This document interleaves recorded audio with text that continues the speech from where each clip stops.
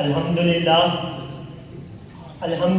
وکفا والسلام علی عبادہ الذین اصطفیٰ اما بعد فاعوذ باللہ من الشیطان الرجیم بسم اللہ الرحمن الرحیم یا ایہا الذین آمنوا لا تخونوا اللہ ورسولہ وتخونوا اماناتکم وانتم تعلمون صدق اللہ العظیم۔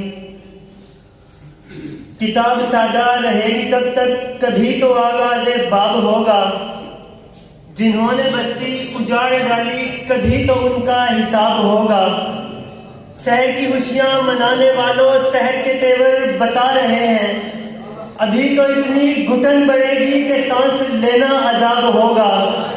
وہ دن گئے کہ جب ہر ستم کو ادائے محبوب کہہ کے چپ تھے، اٹھے گی ہم پر جو اینٹ کوئی تو پتھر اس کا جواب ہوگا۔ جناب صدر، کاہل، نکمے، بیکار، سست اور نااہل لوگوں کا خود احتسابی کی بجائے اپنی ناکامیوں کا ذمہ دار تنظیمات کو ٹھہرانا ریت اس نگر کی ہے اور جانے کرتے ہیں۔ علی وقار، ایوان میں زیر بحث قرارداد کے تعلیمی اداروں میں تنظیمات کا وجود درست ہے یا نہیں؟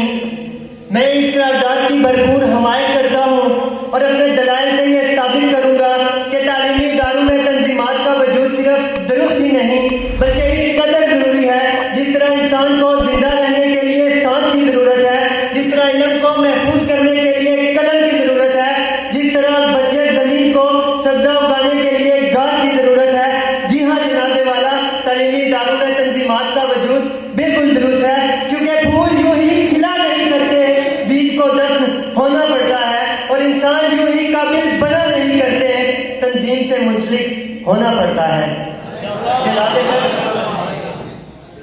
جناب صدر، تعلیم اور فقط تعلیم کے راگ اڑانے والے اور تعلیم کے گن گانے والوں نے ابھی تک اپنی کتاب کا پہلا صفحہ بھی نہیں دیکھا کہ جس کے پہلے صفحے پر ہی ایمان، اتحاد اور تنظیم کا لیبل لگا ہوتا ہے۔ مجھے تو لگتا ہے کہ ان جوہلاء کو ابھی تک تنظیم کا مفہوم بھی سمجھ میں نہیں آیا۔ تو آج میں آپ کو بتاتا ہوں کہ تنظیم کسے کہتے ہیں۔ دنیا میں کوئی بھی شخص اکیلا وہ سب کام کرنے کی قدرت نہیں رکھتا جو اس کی ضروریات کو ہم وقت پورا کر سکے، تو اس انسان کو دوسرے انسانوں کی اور اللہ کی بنائی ہوئی مخلوقات کی اشیاء کی ضرورت درپیش ہوتی ہے۔ بالکل اسی طرح تعلیم کو مکمل کرنے کے لیے تنظیم کی ضرورت درپیش ہوتی ہے۔ ان جوہلاء کو اگر میری بات سمجھ میں آ جائے تو میرا موقف ان پر روزے روشن کی طرح آیا ہے کہ جو بکری ریوڑ سے الگ ہوتی ہے وہ ہمیشہ بھیڑیے کی زد میں آتی ہے، اس لیے کہ تنظیم بڑی چیز ہے۔ اہل چمن بکھرے ہوئے تنکوں کو گلستان نہیں کہتے۔ جناب صدر، میرے مخالف جوہلاء کو یہ محض قصے اور کہانیاں لگیں گی، تو آئے ذرا دلائل سے بات کرتے ہیں۔ تاریخ کے جھروکوں سے دیکھیے تو تاریخ ہمیں یہ بات بتاتی ہے کہ انسان بنیاد ہی سے ایک تنظیم کے تحت چلا رہا ہے۔ جس طرح ایک خاندان، ایک معاشرہ ایک منظم نظام کے تحت تشکیل پاتا ہے، بالکل اسی طرح تعلیم بھی تنظیم کے تحت مکمل ہوتی ہے۔ تاریخ بات کا منہ بولتا ثبوت ہے کہ قیام پاکستان کی تنظیم ہو، یا عقیدہ حتم نبوت کی تنظیم ہو، چاہے حقوق طلباء کی تنظیم ہو، غرض یہ کہ اسکول، کالج، مدارس یا یونیورسٹی کی کوئی تنظیم ہو، یہ طلباء تنظیمیں ہی تو ہیں جو ہر جگہ پر متحرک نظر آتی ہیں۔ یہ طلباء تنظیمیں ہی تو ہیں جنہوں نے بے انتہا اور لامحدود محنتیں کی ہیں۔ تو پھر یہ کس بنیاد پر تعلیم کو تنظیم سے جدا کرتے ہیں؟ مجھے تو یہی لگتا ہے کہ ان کے ذہن مفلوج ہو چکے ہیں، جو اتنی چھوٹی سی بات سمجھنے سے بھی قاصر ہیں کہ جو شخص تنظیمات اور انسانی سرگرمیوں کے مخالف ہے وہ نسل نو کی صلاحیتوں کا خون کرتا ہے۔ تو میرا یہ کہنا بجا بنتا ہے کہ زندگی اتنی بھی غنیمت تو نہیں کہ جس کے لیے عہد کمزرد کی ہر بات گوارا کر لیں، جس کی نیت میں ہی ہو انسانی صلاحیتوں کا خون شامل، کس طرح ایسے ستمگر کے ساتھ گزارا کر لیں۔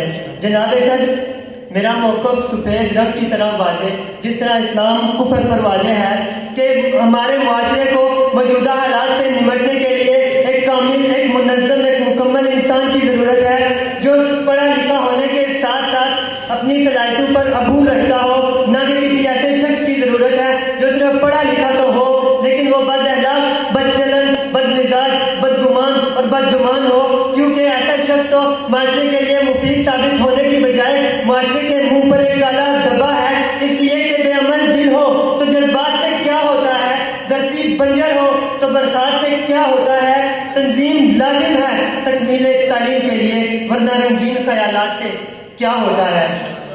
جناب سر، نوجوان ملک و ملت کا مستقبل اور قوم کا معمار ہوتے ہیں۔ آج کا نوجوان ہی کل کا لیڈر ہے۔ وہ قوم جہاں کچھ بننے، جہاں کو دنیا کو نیا کچھ کر دکھانے کی بے قراری ہوتی ہے، وہ قوم ہمیشہ ترقی کی راہ پر گامزن نظر آتی ہے۔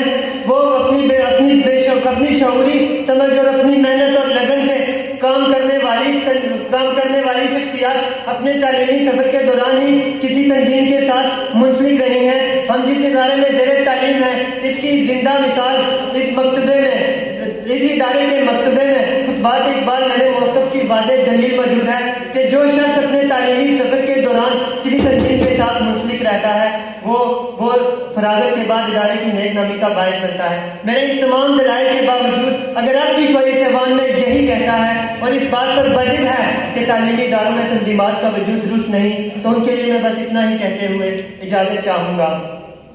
یہ صدی احمقوں کی پذیرائی کی صدی ہے۔